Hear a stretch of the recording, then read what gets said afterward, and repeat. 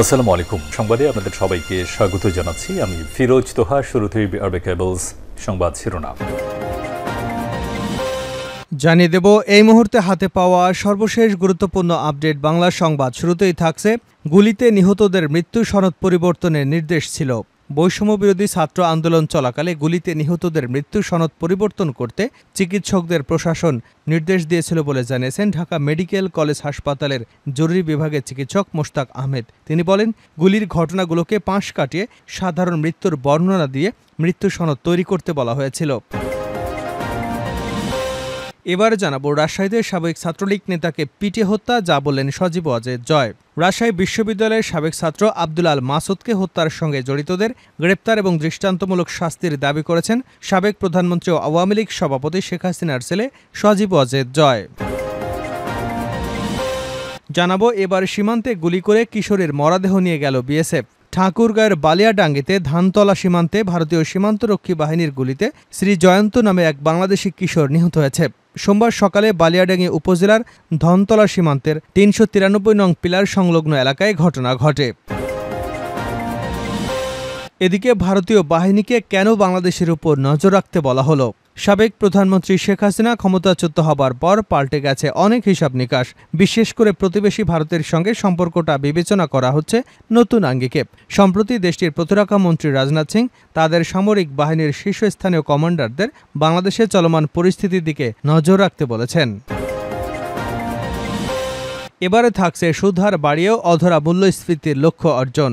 সুদহার বাড়িয়ে মূল্যস্ফীতি নিয়ন্ত্রণের উদ্যোগ খুব বেশি কাজে আসেনি। সদ্য সমাপ্ত অর্থ বছরে দেশের গড় মূল্যস্ফীতি ৬% নামিয়ে আনা লক্ষ্যমাত্রা থাকলেও তার ধারের কাছেও আসেনি। উল্টো পুরো অর্থ বছরে গড়ে মূল্যস্ফীতি হয়েছে ১৫%। অন্যদিকে সংকটের কারণে ডলারের বিনিময় হারেও অস্থিরতা কাটেনি। এমন পরিস্থিতিতে চলতি অর্থ বছরে নতুন মুদ্রানীতি প্রণয়ন আরও চ্যালেঞ্জের মুখে পড়েছে। এবং সর্বশেষ জানাবো নেতাকর্মীদের প্রতি বিএনপির বিশেষ বার্তা। দেশের চলমান পরিস্থিতিতে দলীয় নেতাকর্মীদের উদ্দেশ্যে বিশেষ বার্তা দিয়েছে বিএনপি।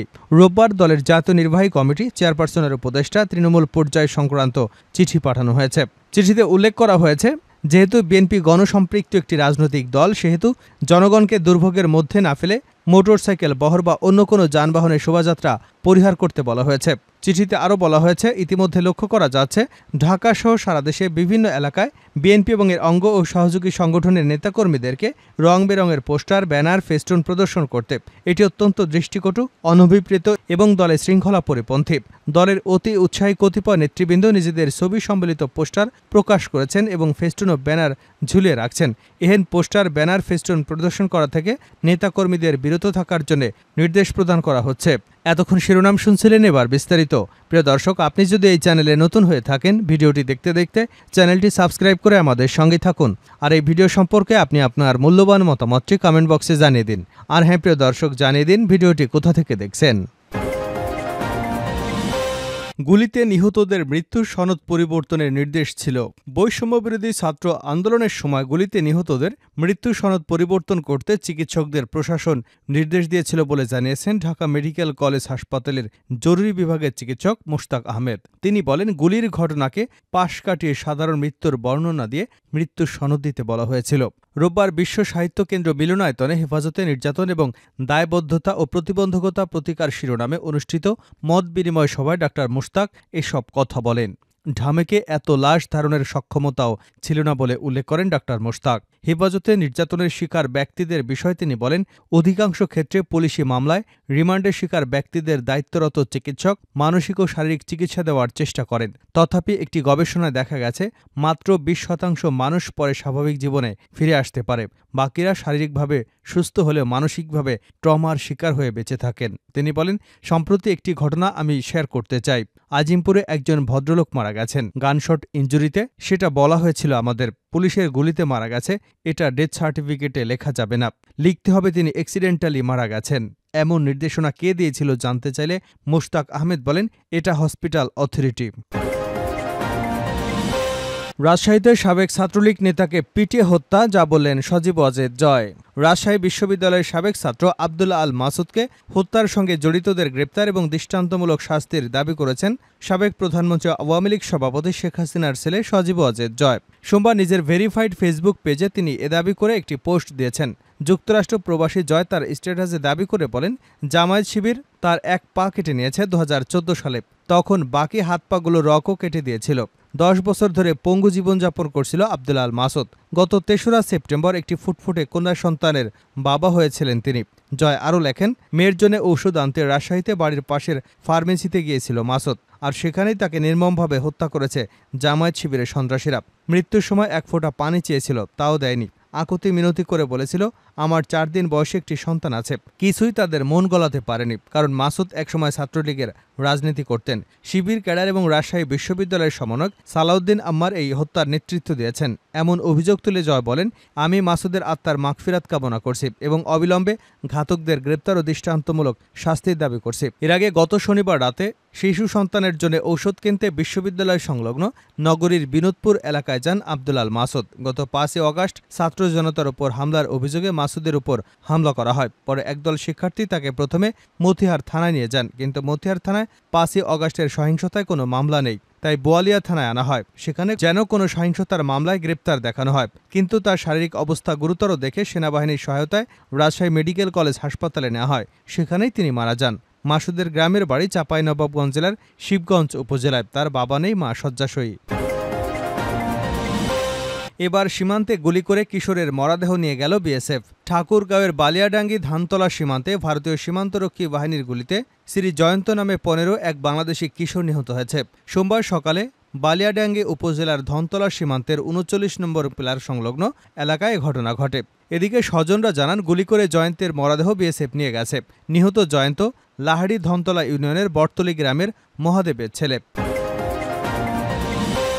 ভারতীয় সেনাবাহিনীকে কেন বাংলাদেশের উপর নজর রাখতে বলা হলো? সাবেক প্রধানমন্ত্রী শেখ হাসিনা ক্ষমতাচ্যুত হবার পর পাল্টে গেছে অনেক হিসাব নিকাশ। বিশেষ করে প্রতিবেশী ভারতের সঙ্গে সম্পর্কটা বিবেচনা করা হচ্ছে নতুন আঙ্গিকে। সম্প্রতি দেশটির প্রতিরক্ষা মন্ত্রী রাজনাথ সিং তাদের সামরিক বাহিনীর শীর্ষস্থানীয় কমান্ডারদের বাংলাদেশের চলমান পরিস্থিতির দিকে নজর রাখতে বলেছেন। ভারতের প্রতিরক্ষামন্ত্রীর এই বক্তব্যের পর এ নিয়ে বাংলাদেশেও এক ধরনের প্রতিক্রিয়া দেখা যাচ্ছে। এ বিষয়ে ভারতীয় সশস্ত্র বাহিনীকে কেন বাংলাদেশের উপর নজর রাখতে বলেছেন রাজনাথ সিং, এই শিরোনামে একটি প্রতিবেদন প্রকাশ করেছে বিবিসি বাংলা। ভারতের সংবাদ মাধ্যমের বরাত দিয়ে তাদের প্রতিবেদনে বলা হয়েছে, বাংলাদেশের পরিস্থিতি পর্যবেক্ষণের পাশাপাশি রাজনাথ সিং সশস্ত্র বাহিনীকে ভবিষ্যৎ যুদ্ধ মোকাবেলার জন্য প্রস্তুত থাকতে বলেছেন। প্রতিবেশী দেশটির গুরুত্বপূর্ণ একজন মন্ত্রীর এমন বক্তব্যকে স্বাভাবিকভাবে নিচ্ছে না বাংলাদেশের কূটনৈতিক ও নিরাপত্তা বিশ্লেষকরা। তারা বলছেন, এ ধরনের বক্তব্য বাংলাদেশের নিরাপত্তার জন্য বেশ উদ্বেগের। ভারতীয় সংবাদ মাধ্যম টাইমস অফ ইন্ডিয়ার খবরে বলা হয়েছে, গেল বৃহস্পতিবার ভারতের উত্তরপ্রদেশের লখনৌতে 3 বাহিনীর শীর্ষ কমান্ডারদের যৌথ সম্মেলনে দেশটির প্রতিরক্ষামন্ত্রী রাজনাথ সিং এ বক্তব্য দেন। সেখানে তিনি বলেন, ভারত শান্তিপ্রিয় দেশ, শান্তি রক্ষার জন্য ভারত সশস্ত্র বাহিনীকে যুদ্ধ করবার জন্য প্রস্তুত থাকতে হবে। রাজনাথ সিং তার বক্তব্যে গণঅভ্যুত্থান পরবর্তী বাংলাদেশের বর্তমান পরিস্থিতির বিষয়ে বলতে গিয়ে রাশিয়া ইউক্রেন যুদ্ধ, হামাস ইসরায়েলের প্রসঙ্গ টানেন। প্রতিবেশী দেশগুলোর পাশাপাশি উত্তর পূর্ব সীমান্তের পরিস্থিতির উপরও নজর রাখতে বলেছেন। এ নিয়ে আপত্তি বাংলাদেশের কূটনৈতিক ও নিরাপত্তা বিশ্লেষকদের। এ বিষয়ে নিরাপত্তা বিশ্লেষক মনিরুজ্জামান বলেন, এ সভায় ভারতীয় সশস্ত্র বাহিনী সহ 3 বাহিনীর প্রধান, সিনিয়র কমান্ডার এবং প্রতিরক্ষা সচিব উপস্থিত ছিলেন। এত গুরুত্বপূর্ণ স্থান থেকে এ ধরনের উক্তিকে স্বাভাবিকভাবে দেখার কোনো সুযোগ নেই। বাংলাদেশ স্বাধীন হবার পর ভারতের সাথে যোগাযোগ ব্যবস্থা, ব্যবসা বাণিজ্য থেকে শুরু করে সম্পর্ক বেড়েছে বহুগুণ। তবে বাংলাদেশের অভ্যন্তরে ভারত বিরোধিতা বাড়ছে সাম্প্রতিক বছরগুলোতে। বিশেষত গেল দ্বাদশ জাতীয় সংসদ নির্বাচনের পর থেকে এটি আরও প্রবল হতে শুরু করেছে বলে দাবি করেছে বিবিসি বাংলা। কারণ হিসেবে বলা হয়েছে, বাংলাদেশের সাধারণ মানুষের অনেকেই মনে করেন গেল 3টি মেয়াদে বাংলাদেশের প্রশ্নবিদ্ধ নির্বাচনের মাধ্যমে ক্ষমতায় এসেছে আওয়ামী লীগ, আর এই প্রতিবারই তা পেরেছে ভারতের প্রচ্ছন্ন সমর্থনের কারণে।